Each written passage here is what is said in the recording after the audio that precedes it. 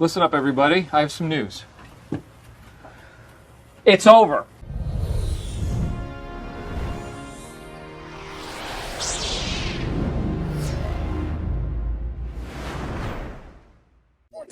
Hello there, my dear friends, and welcome back to another Star Wars video. It's been a really bad week for the sequel trilogy. We have two big Star Wars updates. The first is that once again, the Rey movie's probably going to be pushed back. There were rumours it was going to film in 2026, but today we learned that Daisy Ridley has once again taken on a different role first. She's landed a role in The Good Samaritan, and it begs the question, is the Rey film by Sharmina Bay-Chenoy going to stay in development hell forever and always, until it's cancelled? And that brings us on to our main topic of the day. Rian Johnson's Star Wars trilogy is confirmed to be effectively dead. For nearly a decade, Rian Johnson has been saying he's gonna return whenever he has time, his trilogy is coming. But following the fan reception to The Last Jedi, I think deep down, in our heart of hearts, we all knew this wasn't gonna happen, but now we finally have confirmation. And setting aside backlash to episode 8, it never sounded like Rian actually had a plan. And even if he did, I kind of think Disney and Lucasfilm ghosted him. In 2021, Kathleen Kennedy confirmed Rian Johnson is kept in the loop.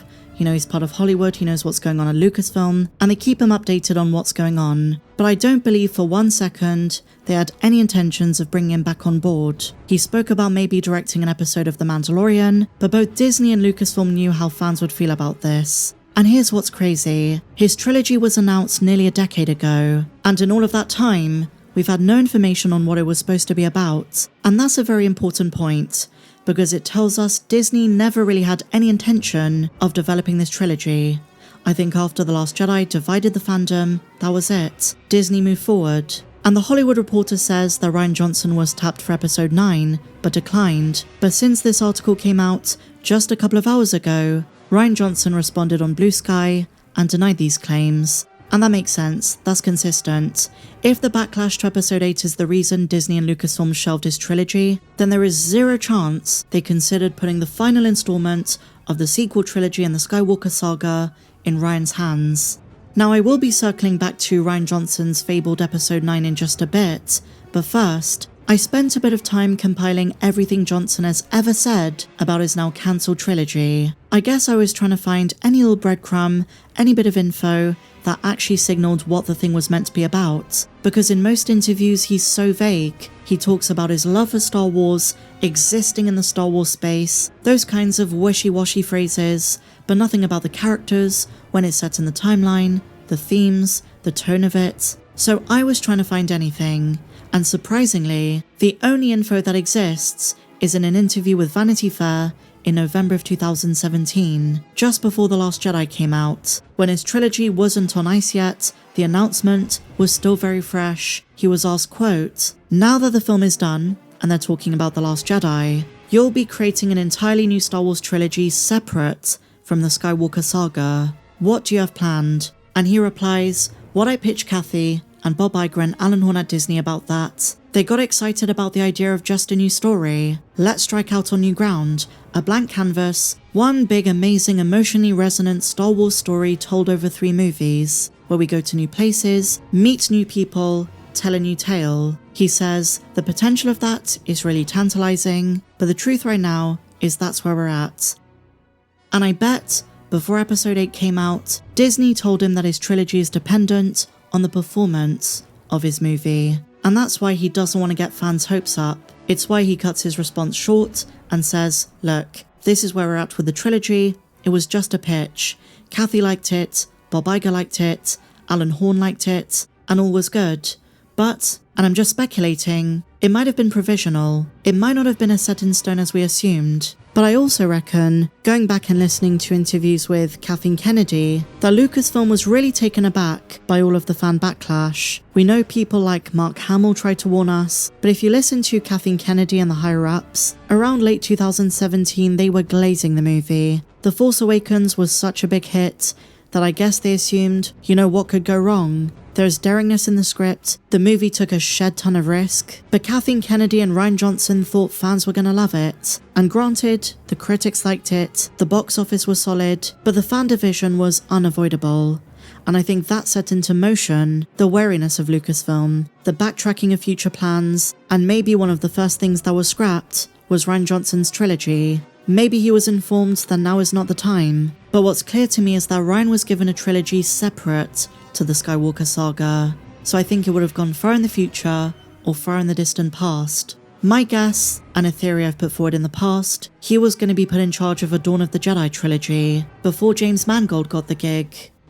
Rian is the one who introduced the idea of the Prime Jedi, Ahch-To Island being the birthplace of the Jedi Order. I feel like some of those themes would have carried over into his other Star Wars work had he made the trilogy. And it's interesting to see the evolution of Rian talking about this stuff, his comments back in 2017 versus today, and what's very obvious is how Rian has been trying to stay in Lucasfilm's good books. He's always talked about being very busy, Kathleen Kennedy reiterated that it's whenever he's ready, but to me it never sounded like it was Rian calling the shots. The fact he doesn't have a second Star Wars project under his belt is against his will. That's my take.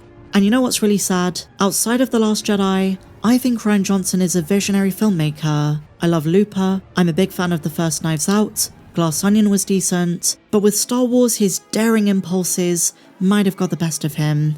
It was not the way to handle characters like Luke, Leia, even fricking Admiral Akbar. It was a misunderstanding of how to make a film in this saga.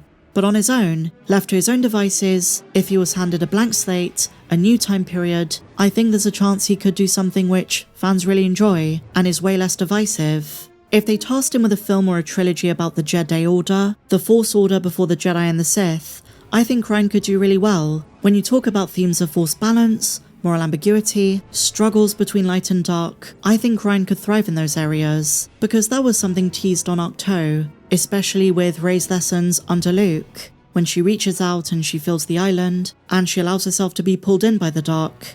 With new characters and a new time period, when you don't have the emotional weight behind characters like Luke Skywalker, you're not going to piss off as many fans. If you set the characters up a certain way, and you make them go through a story and an arc which is entirely new, entirely Rian's, then it's fine. But when you're messing with, I guess, legacy characters, of course Star Wars fans are going to be upset.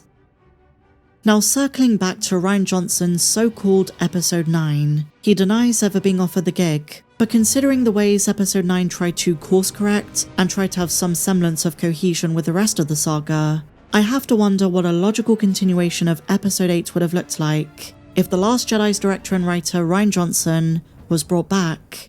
Well, the first and most glaring difference between J.J. Abrams and Rian Johnson's visions is that Rian wanted Rey to be a nobody to free her from destiny and legacy.